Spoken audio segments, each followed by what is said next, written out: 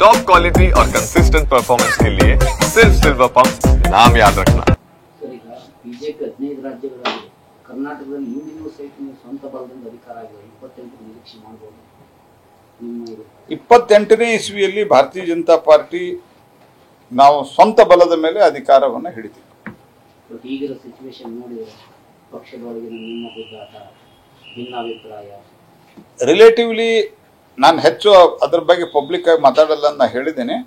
Relatively ಈಗ ಸಾಕಷ್ಟು ನಾವು ಮುಂದೆ ಹೋಗ್ತಾ ಇದ್ದೀವಿ, ಚೆನ್ನಾಗಿ ಆಗ್ತಾ ಇದೆ, ಹೋರಾಟಗಳು ಚೆನ್ನಾಗಿ ಆಗ್ತಾವೆ, ಮುಂದೆಲ್ಲ ಸರಿ ಮಾಡ್ತೀವಿ. ಕೇಂದ್ರದಿಂದ ಸಾಕಷ್ಟು ಹಣ ತರ್ತಾ ಇದ್ದೀನಿ, ಒಂದು ರಾಜ್ಯ ಸರ್ಕಾರದ ಇದೇನು ಸರಿ ಇಲ್ಲ, ನಿಮ್ಮ ಬೆಂಬಲ ಇಲ್ಲ. ಎರಡನೇದ್ದು, ಇಲ್ಲಿ ಇಲಾಖೆಗಳ ನಡುವೆ ಕೋಆರ್ಡಿನೇಷನ್ ಇಲ್ಲ. ಅವ್ರು ರಸ್ತೆ ಹಾಕ್ತಾರೆ, ಇನ್ನೊಬ್ಬನ ಮುಂದೆ ತೆಗಿತಾನೆ, ಅವ್ರು ಪೈಪ್ ಹಾಕ್ತಾರೆ, ಇನ್ನೊಬ್ಬನ ಮುಂದೆ ಕೇಬಲ್ ತೆಗಿತಾನೆ. ಇದರಲ್ಲಿ ನಾನು ಬಹಳ ಸರ್ತಿ ಹೇಳಿದ್ದೇನೆ, ಇವ್ರದ್ದು ಪರಸ್ಪರ ಅಧಿಕಾರಿಗಳು ಕೂತ್ಕೊಂಡು ಮಾತಾಡಬೇಕು ಮತ್ತು ಸಂಬಂಧಿಸಿದ ಮಂತ್ರಿಗಳು, ಜಿಲ್ಲಾ ಮಂತ್ರಿಗಳು ಇದನ್ನು ಕೂತ್ ಬಗೆಹರಿಸಬೇಕು. ಭಾಳ ಕಡೆ ಸಮಸ್ಯೆಗಳಿದಾವೆ. ಹಿಂದೆಲ್ಲ 4 ವರ್ಷ ನಮ್ಮ ಸರ್ಕಾರ ಇದ್ದಾಗ ನಮ್ಮ ಜಿಲ್ಲಾ ಮಂತ್ರಿಗಳು ಯಾರೇ ಇದ್ದರು ಮತ್ತು ಇಲ್ಲಿದ್ದಂಥ ಮಂತ್ರಿಗಳು ಶೆಟ್ಟರ್ ಇದ್ದರು, ನಾನಿದ್ದೆ, ಆ ನಂತರ ಹಾಲಪ್ಪಾಚಾರ್ಯ ಇದ್ದರು, ಶಂಕರ್ ಪಾಟೀಲ್, ಇಲ್ಲಿಂದ ಅವ್ರು ಬೇರೆ ಜಿಲ್ಲಾ ಉಸ್ತುವಾರಿ ಮಂತ್ರಿ ಇದ್ದರು. ನಾವೆಲ್ಲ ಕೂತು ಅಧಿಕಾರಿಗಳ ಸಭೆಯನ್ನು ಮಾಡಿ ಸಾಲ್ವ್ ಮಾಡೋ ಪ್ರಯತ್ನವನ್ನು ಮಾಡ್ತಾ ಇದ್ವಿ. ಈಗ ದುಡ್ಡು ಕೊಡಿಸಿದ್ರು, ಮೊನ್ನೆ ಬಂದಿದ್ದಾರೆ ಗಡ್ಕರಿ ಅವರು ಹೇಳಿ ಕಳಿಸಿದ್ದಾರೆ ಇಲ್ಲಿನ ಮಂತ್ರಿಗಳಿಗೆ ಮತ್ತು ಮುಖ್ಯಮಂತ್ರಿಗಳಿಗೆ, ನೀವು ಕೊಟ್ಟು ದುಡ್ಡ ಸರಿ ಖರ್ಚು ಮಾಡಲ್ಲ ಅನ್ನುವಂಥದ್ದು. ಮತ್ತು ಖರ್ಚು ಮಾಡಿದರೂ ಸಹಿತ ಅದಕ್ಕೆ ಪ್ಲಾನಿಂಗ್ ಇರೋದಿಲ್ಲ. ಸರ್ಕಾರಗಳು ಕೆಲಸ, ರಾಜ್ಯ ಸರ್ಕಾರ ಕೆಲಸ ಮಾಡಲಿಲ್ಲ ಅಂತಂದ್ರೆ ಏನು ದುಡ್ಡು ಕೊಟ್ಟರು ಅಲ್ಟಿಮೇಟ್ಲಿ ಪ್ರೋಗ್ರೆಸ್ ಕಣ್ಣಿಗೆ ಕಾಣೋದಿಲ್ಲ. ಇಲ್ಲೂ ಕೂಡ ಹಂಗೆ ಆಗಿದೆ. ನಾವು ನಿನ್ನೆ ಸ್ಟೇಷನ್ ರಸ್ತೆ ಈಗ ಅಗಿಬೇಕು ಅಂತ ಹೇಳ್ತಾ ಇದ್ರು, ತೆಗಿಬೇಕು, ಅದು ಪೈಪ್ಲೈನ್ ಹಾಕಕ್ಕಂತ. ನಿಮ್ಮೆಲ್ಲರಿಗೆ ನೆನಪಿರಬಹುದು ಅಂತ ನಾ ಭಾವಿಸ್ತೀನಿ. ನಮ್ಮ ಇಲೆಕ್ಷನ್, ಅಸೆಂಬ್ಲಿ ಇಲೆಕ್ಷನ್ ಅನೌನ್ಸ್ ಆಗುವಂತ ಮೊದಲು ಒಂದು ಮೀಟಿಂಗ್ ಮಾಡಿದ್ದು ನಾನು ಅವತ್ತೇ ಹೇಳಿದ್ದೆ, ಅಲ್ಲೇ ಸ್ಟೇಷನ್ ರಸ್ತೆ ನಾವು ಮಾಡ್ತೀವಿ, ಈಗ ನೀವು ಅಲ್ಲೇ ಪೈಪ್ಲೈನ್ ಹಾಕಿಟ್ಟಿರಿ. ಈಗೇನು ನಾವು ಎಂಟೈರ್ ಸಿಟಿ 24/7 ಮಾಡ್ತಾ ಇದ್ವಿ, ಅದಕ್ಕೆ ದೊಡ್ಡ ಪೈಪ್ಲೈನ್ ಹಾಕಿಡ್ರಿ ಅಂತ.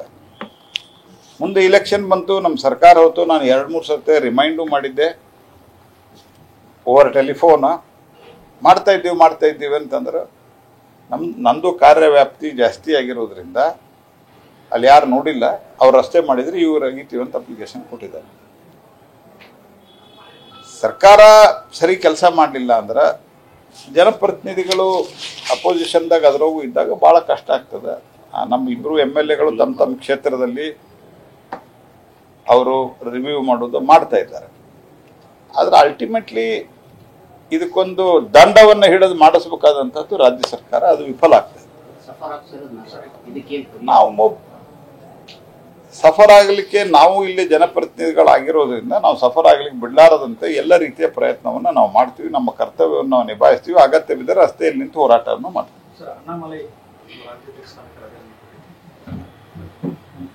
ಇಲ್ಲ, ಪಾರ್ಟಿ ವ್ಯವಸ್ಥೆಯೊಳಗೆ ಅವರು, ನನಗೆ ಗೊತ್ತಿಲ್ಲ, ಮಾಧ್ಯಮದಲ್ಲಿ ಬರ್ತಾ ಇದೆ ಅವ್ರು ರಾಜೀನಾಮೆ ಕೊಡ್ತಾರೆ ಅಂತ. ಆ ವಿಷಯದ ಬಗ್ಗೆ ನನಗೆ ಗೊತ್ತಿಲ್ಲ. ಆದರೆ ಪಾರ್ಟಿ ವ್ಯವಸ್ಥೆಯೊಳಗೆ ಅವ್ರು ರಾಜೀನಾಮೆ ಕೊಟ್ಟು ಅವ್ರು ಬೇರೆ ಜವಾಬ್ದಾರಿ ಕೊಡ್ಬೋದು, ಇನ್ನೂ ಹೆಚ್ಚಿನ ಜವಾಬ್ದಾರಿ ಕೊಡ್ಬೋದು, ಗೊತ್ತಿಲ್ಲ ಏನಂತ.